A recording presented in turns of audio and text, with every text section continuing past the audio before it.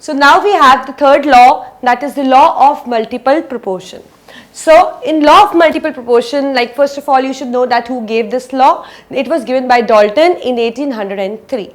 It states that if two elements, right, we are talking of two elements, right, they can combine to form more than one compound.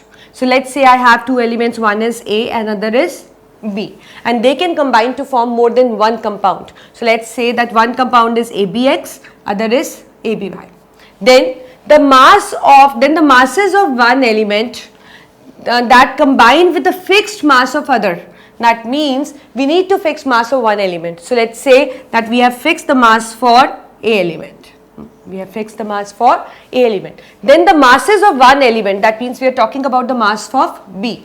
Then the masses of one element which combine with the fixed mass of the other, that means the B which combines with the A, right, are in the ratio of whole numbers. So that means like if I have two elements A and B and they combine to form more than one compounds, let's say ABX, ABY or ABZ, so on you can take, then we have just kept the mass of one element fixed. Let's say A has fixed mass, then the ratio in which the B combined with the fixed mass of the other, that means the ratio in which B combines with A in this thing and B combines with A in this thing, if we compare their masses, they are actually in a ratio of whole numbers. So that means if we take a ratio of Bx is to By, which are combining with the fixed mass of A, they bear a simple whole number ratio.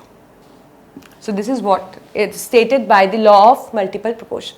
Another example, suppose I say hydrogen and oxygen react to form two compounds. Let's say it forms water in first hydrogen peroxide in first case and water in second case. So that means the same elements, that is the H and O, are combining to form more than one compounds.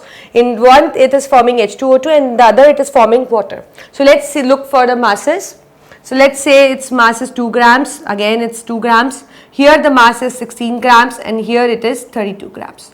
If we fix the mass of hydrogen, so let's say if we fix the mass for hydrogen, so let's say 2 gram combines with 16 gram of oxygen and in this case 2 gram combines with 32 grams. So my hydrogen mass of hydrogen is fixed, then the ratio of mass in which the O2 is combining bear a whole number ratio, and this you can see that it bears a ratio of simple whole number ratio, that is 1:2.